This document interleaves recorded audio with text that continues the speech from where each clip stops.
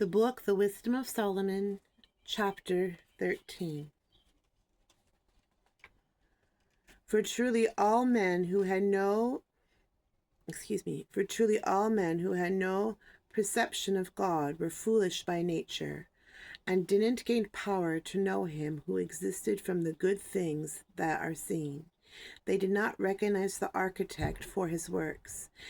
They thought that either fire or wind or swift air or circular stars or raging waters or luminaries of heavens were gods that rule the world. If it was through delight in their beauty that they took them to be gods, let them know how much better their sovereign Lord is than these.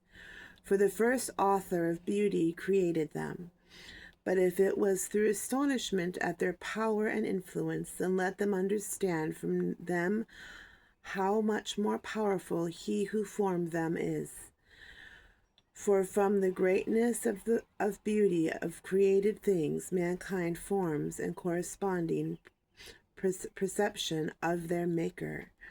But yet for this men there is but small blame.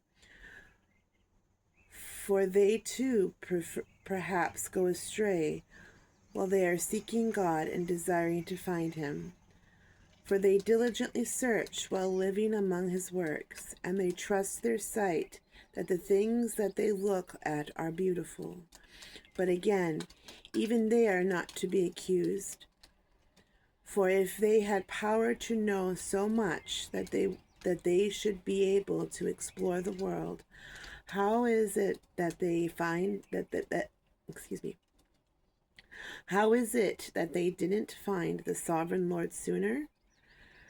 But they were miserable, and their hopes were in dead things, who called them gods, which were works of men's hands, gold and silver, skillfully made, the likeness of animals, are a useless stone, the work of an ancient hand. Yes, and some woodcutter might saw down a tree that is easily moved, skillfully strip away all its bark, and fashion it in attractive form, making it useful vessel to serve his life's needs, burning the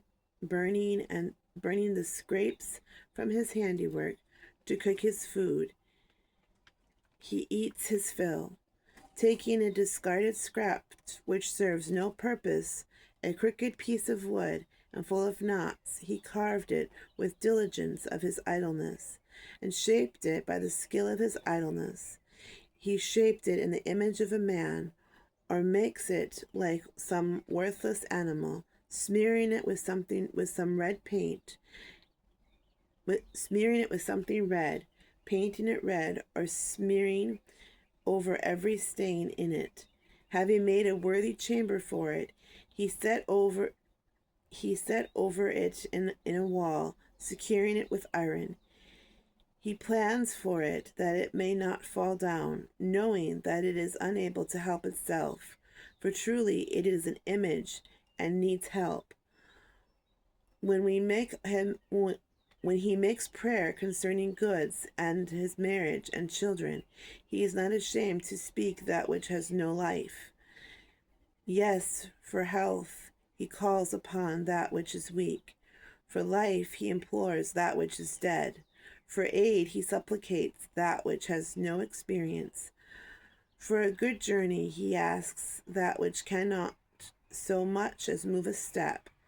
For the profit in business and good success of his hand, he asks ability from which his hands with no ability.